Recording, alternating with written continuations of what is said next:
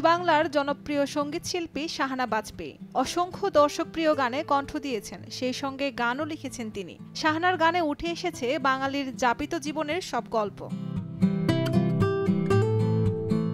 সম্প্রতি ভারতের যাদবপুরের একটি বিশ্ববিদ্যালয়ের কনসার্ট মাতিয়েছেন শাহানা। সেই কনসার্টের একটি ভিডিও ক্লিপ নেটপাড়ায় ঘুরছে।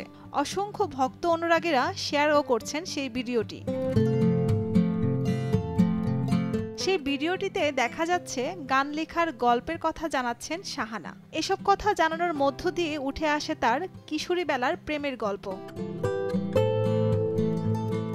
তিনি মঞ্চে দাঁড়িয়ে বলেন তখন তার বয়স 16 বছর, তিনি হাই স্কুলে পড়েন। সে সময় তার ছোট্টবেলার প্রিয় বন্ধুর জন্মদিন উপলক্ষে একটি ছড়া কার্ডে লিখে তার বন্ধুকে উপহার দেন। পরের দিন তার বন্ধু সেই ছড়াতে সুর দিয়ে তৈরি করে ফেলেন গান। সেই গানের নাম হলো একটা ছেলে মনের আঙিনাতে ধীর পায়েতে এক্কা দোক্কা খেলে। সবাই জানে তার এই ছোট্টবেলার বন্ধুটি কে।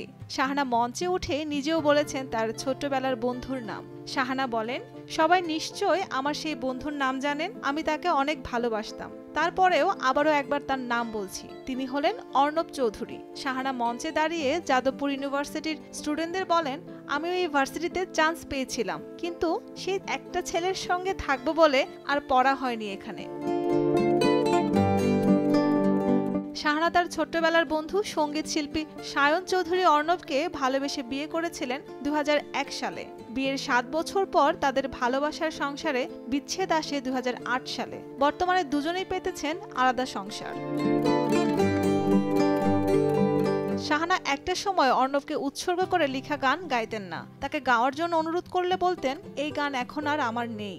এমনকি ঢাকার কোনো অনুষ্ঠানের আমন্ত্রণেও আসতেন না। তাদের বিষয়ে কোনো কথাও বলেননি কখনো।